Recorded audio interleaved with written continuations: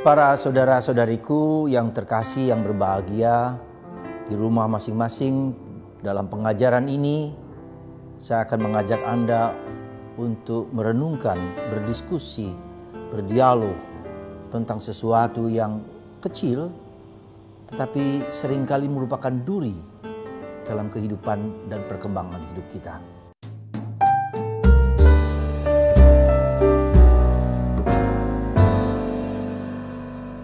Saudaraku yang terkasih, apa yang saya katakan tadi, yaitu tentang luka-luka batin.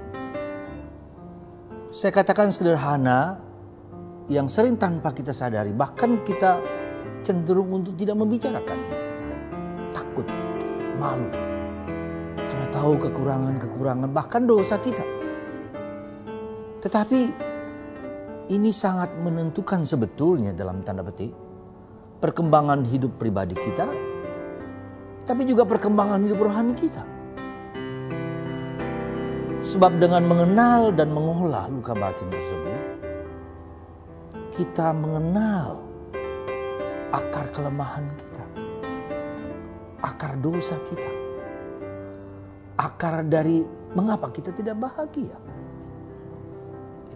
Seringkali kita bisa lihat dalam pengalaman hidup kita, dan setiap orang punya pengalaman luka-luka batin. Luka batin itu bukan hanya trauma, penderitaan masa kecil, sesuatu yang menyakitkan, sesuatu yang memedihkan, sesuatu yang membuat kita tidak bahagia, tetapi juga sesuatu yang berlebihan dalam artian yang terlalu positif, terlalu dimanja, apa saja dipenuhi, apa yang kita minta dipenuhi, orang yang dibiarkan dalam tanda petik oleh orang tuanya untuk minta apa saja, boleh saja. Ekstrim, katakanlah ekstrim kiri dan ekstrim kanan, yang satu menderita, tapi yang satu juga dibiarkan begitu saja. Nah, saudara, ini yang seringkali, sekali lagi saya katakan, sangat tidak mudah ya. Dan orang ketika bicara seperti ini, nggak usah lah dipikirin, nggak usah lah, takut, malu. Apalagi kalau kita sudah tua, apakah saya punya luka batin? Ya. Setiap orang punya, saudara. Setiap orang punya, sekali lagi saya tekankan, setiap orang punya. Dan Anda tahu, justru luka batin itu seringkali menjadi blessing, menjadi rahmat. Ketika orang mampu, ketika orang dapat mengolah, katakanlah menyembuhkannya, menjadi rahmat, menjadi karakter, menjadi pribadi orang tersebut. Saudara, saya katakan tadi bahwa luka batin itu bisa menjadi rahmat ketika orang dengan sadar, dengan mau, dalam jatuh dan bangun, dalam kekurangan, dalam keterbatasan, berani mengolahnya, berani menerimanya. Tetapi sebelum sampai ke sana, saya mengajak Anda untuk semakin menyadari dulu, ya, apakah saya punya luka batin? Ya. Karena banyak kita dari kita tidak mampu dan tidak bisa menerima bahwa saya punya luka batin. Salah satu tanda dan gejala orang yang punya luka batin itu apa? Orang yang suka nyinyir, orang yang selalu melihat negatif pada orang lain, orang yang selalu protes. Seolah-olah tidak ada yang baik di dunia lain. Orang yang salah satu aspek dari luka batin itu yang disebut thoughts distortions. Kerancuan berpikir. Orang berpikir dengan sangat negatif, sangat katakanlah bahkan sangat vulgar gitu. Ya, menilai orang lain dengan kacamata yang cukup mengerikan misalnya dalam tanda petik. Thought distortion, kerancuan berpikir. Kita menganggap bahwa kita memiliki sikap apatis, ya. Kita memiliki orang yang berpikir bahwa yang besar itu lalu disepelekan, atau yang disebut yang kecil kita anggap begitu besar. Misalnya sekarang tentang virus corona, ini soal besar loh, tapi orang nggak peduli. Biasanya itu segala macam. Ya. Atau orang yang kecil misalnya soal kebersihan, Soal kecil saja, maka orang terus bersih terus menerus. Ya. Seperti nanti misalnya orang yang cuci tangan. Nanti kalau orang tidak bisa mengolah ini nanti menjadi paranoid. Kalau nggak cuci tangan menjadi susah. Nah, inilah cara berpikir yang disebut thought distortion. Ya. Cara berpikir yang kacau. Ya. Cara berpikir yang nyeleneh. Cara berpikir yang weird katakanlah. Ya, seperti itu. Itu salah satu contoh orang yang punya luka batin. Tapi luka batin yang mana? Orang yang seringkali mengalami kekosongan. Kosong. Tidak bahagia, orang yang apatis, depression. Ya, ada sesuatu yang katakanlah dalam hidupnya ada sesuatu yang seperti gelas itu bocor terus gitu. Gak pernah bahagia gitu. Tidak bersyukur. Wajahnya sedih terus. Hidupnya seperti susah, terus hidupnya seperti tidak berarti dan tidak berharga. Emptiness, apati dan depression. Itu contoh orang yang punya luka batin. Tapi di mana? Nah, itu nanti kita lihat. Tadi thought distortion. Atau juga orang yang adiktif. Adiktif itu macam-macam, narkoba, ngerokok misalnya. Kemudian banyak hal yang adiktif, macam-macam. Nonton film yang sampai jauh malam, main games yang tidak teratur. Jadi begitu banyak adiktif dalam hidup kita. Apa saja bisa kalian sebutkan? Saya punya dulu kecenderungan adiktif apa? Membeli banyak buku ketika datang ke Gramedia. Padahal nggak bisa dibaca. Berapa buku yang saya baca itu bentuk adiktif ketika saya sadar. Oh no, cukup gitu kan. Orang yang juga misalnya non-discipline behaviors. Tingkah lakunya tidak disiplin. Gak bisa disiplin. Orang harus makan bersama-sama tapi dia gak peduli. Ya. Orang yang malam menjadi siang, siang menjadi malam. Jadi perilaku-perilaku yang orang lain pada umumnya dapat diterima, dia lain sendiri, ingin berbeda sendiri. Ya, non-discipline behaviors. Itu juga salah satu gejala orang yang punya luka batin. Salah satu lain orang intimacy dysfunctions. Intimacy dysfunction itu apa? Orang gak bisa akrab, gak punya sahabat dalam hidupnya. Menyendiri sendiri, gak bisa dekat.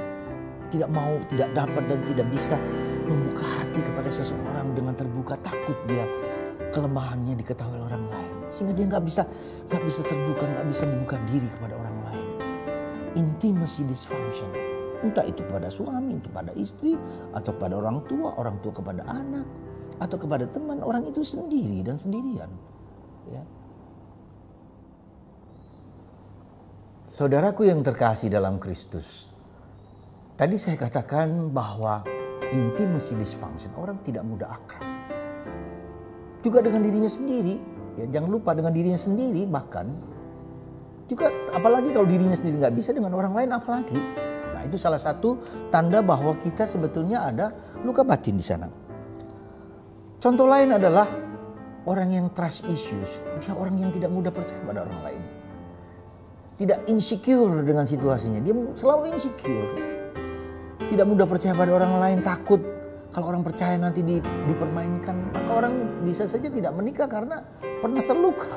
Dilukai karena mungkin nanti pasangannya akan melukainya. Dan itu sebabnya bisa jadi karena bapak ibunya dulu cerai dan seterusnya. Ya. Juga orang yang ketidakteraturan narsistik, yaitu orang yang sangat narsis, sangat egonya luar biasa pada diri sendiri. Ya, ego, diagungkan, dia harus nomor satu dan seterusnya. Dan salah satu hal juga yang penting di sini adalah aggressive behavior. Ya. Aggressive behavior itu apa? Orang yang agresif, tingkah laku yang agresif, melukai orang lain, destruction terhadap diri sendiri, orang lain, apapun juga. Contohnya saudara, Hitler itu membunuh 10 jutaan orang Yahudi. Bukan hanya orang Yahudi, tapi beberapa orang Eropa, banyak orang Eropa juga. Karena apa? Karena bapaknya orang Yahudi dan ibunya orang Jerman yang selalu sering dipukul oleh bapaknya. Juga Hitler juga dipukul oleh bapaknya yang Yahudi itu. Maka dalam hatinya muncul dendam, kesumat. Saya akan membalas semua orang Yahudi. Itu coba bayangkan, begitu parahnya ketika orang luka batin ini tidak digarap dan tidak diolah, gitu loh. Aggressive behavior. Coba perhatikan Anda sendiri, kita sendiri. Anak-anak kita coba perilaku-perilaku mana yang kasar ya. Ya, kemudian yang agresif, yang menyerang, yang sangat luar biasa destruktifnya. Nah, dan salah satu hal yang penting di sini, salah satunya adalah tandanya orang bergantung, codependency, ketergantungan yang besar kepada orang lain, ingin tergantung pada mama, kepada papa, semua ya tergantung papa lah, tergantung mama lah, mama mau apa dan seterusnya. Dia nggak punya kemandirian, ya. Nggak punya kemandirian dalam hidupnya. Nah, itu hati-hati. Orang yang serba nurut, ya, orang yang nggak punya inisiatif, nggak punya assertiveness, kreativitas nggak ada. Itu tandanya, saudara. Jadi sebetulnya kalau kita perhatikan sungguh-sungguh, gejala dan tanda-tanda yang sudah saya sampaikan dari beberapa hal tadi itu juga perhatikan apakah Anda salah satu, salah dua dari itu semua. Tidak apa-apa. Sekali lagi, tidak apa-apa. Jangan takut. Ya, Tuhan mengizinkan semua itu terjadi, pasti ada suatu rencana yang indah yang ingin Tuhan berikan kepada kita. Ya, kalian tahu seorang motivator terkenal yang nggak punya kaki, ya, Fitsowitz kalau nggak salah, nggak punya kaki, nggak punya tangan. Ketika dilahirkan oleh ibunya sungguh-sungguh kecewa dan sungguh-sungguh marah. Tuhan mau apa? Si anaknya juga begitu. Tapi ternyata apa? Dengan tanda petik maaf ya, cacatan dia bisa memotivasi banyak orang untuk percaya diri, untuk hebat, menjadi motivator terkenal. Ya, jadi ketika dia memberikan seminar di atas meja dia berdiri, dia bisa berenang, dia bahkan punya istri, bahkan punya anak, bayangkan. Jadi saudaraku, coba jangan takut dengan luka batin kita, jangan takut. Ada blessing, ada rahmat ya, yang Tuhan berikan kepada kita, pasti. Maka saudaraku yang terkasih, mari kita cermati sekali lagi, mari kita lihat sekali lagi. Saya memberikan beberapa tanda, beberapa gejala itu saja, beberapa hal ya. Tapi dilihatlah dalam diri kita masing-masing ya. Perhatikan itu. Kita terima, kita akui. Tidak perlu memblame orang tua kita. Tidak perlu memblame ayah ibu kita. Tidak perlu menghujat, memarahi masa lalu kita. Kita adalah produk dari masa lalu. Yang beberapa contoh tadi, begitu banyak contoh-contoh lain ya, yang bisa kita lihat dalam diri kita masing-masing. Itu semua terjadi ya, supaya ada sesuatu yang ingin Tuhan sampaikan. Coba ingat ketika Yesus ditanya, ketika ada orang cacat, ada orang buta sejak bayi, sejak lahir. Siapa yang salah? Yesus mengatakan tidak ada yang salah. Bapaknya tidak salah, ibunya tidak salah, dia tidak salah. Tetapi supaya kehendakku terjadilah, kemuliaanku terjadi. Nah, itulah saudara. Mari, saya mengajak Anda, entah Anda tua, entah Anda muda, entah Anda siapapun juga, coba lihat dalam diri kita masing-masing. Ya. Kita perhatikan. Ya, dan kita mohon Roh Kudus untuk membuka salah satu dari luka-luka batinnya. Seandainya Anda punya satu luka batin, itu saja cukup. Gak punya yang lain-lain, gak usah. Kalau kita tahu banyak luka batin kita, maka kita menjadi stres. Begitu banyak. Maka itu seringkali orang takut. Maka seringkali orang, kok saya begini, saya gak gelisah. Satu saja. Karena dari satu ini akan muncul yang lain-lain, pada waktunya akan dibereskan oleh Tuhan dengan pelan-pelan. Maka orang yang luka batin, penyembuhannya membutuhkan waktu yang lama dan panjang. Kenapa? Sebab kalau semua dibuka, dosa kita, kelemahan kita, kita tidak mampu menerimanya. Itulah cara Tuhan luar biasa. Menurut saya cara Tuhan luar biasa. Pelan-pelan, ya, satu persatu, sini lagi, titik lagi dibereskan, sana lagi, sini lagi, sana lagi. Kok kita bertanya, kok luka batin saya belum sembuh-sembuh? Enggak apa-apa. Lagi pula ketika kita ada luka batin itu, kita diajak untuk menjadi apa? Memiliki kesadaran, ya, disebut dense awareness, kesadaran yang kuat untuk pelan-pelan ya mempersembahkan kepada Tuhan. Kita persembahkan kepada Tuhan. Dan untuk juga supaya kita menjadi lebih rendah hati. Sebab kalau kita tidak mengatasi luka batin ini, saudara, yang terjelek apa? Dosa bisa masuk dalam kelemahan kita, dalam keterbatasan kita. Disitulah dosa masuk. Bahkan saudara, saya mau jujur, bahkan iblis pun ya, seringkali juga bisa masuk lewat luka batin itu. Coba bayangkan, Maka apa yang terjadi? Orang menjadi tertutup sama sekali. Orang menjadi kaku sama sekali. Orang menjadi tidak peduli sama sekali, tidak mau mendengarkan orang lain. Nah itu, jadi ketika orang tertutup, bagaimana lagi mau berubah? Bagaimana lagi dia mau berubah? Ya, kemudian ketika dia masih berkuasa, bolehlah demikian. Tapi ketika dia sudah tua, sudah tidak mampu lagi, itu akan menjadi derita bagi keluarga, bagi siapapun juga di situ. Nah karena itu saudaraku, mari ya, saya mohon, saya harapkan, ayo datanglah dengan rendah hati untuk membicarakan hal ini satu persatu. Nanti dalam episode selanjutnya saya akan tunjukkan kepada Anda tahapan-tahapan mana luka batin itu terjadi, tahapan mana. Lalu nanti episode ketiga kita lihat solusinya seperti apa. Ya. Nah demikianlah pengajaran kita tentang luka batin ini yang akan menguatkan kita selalu.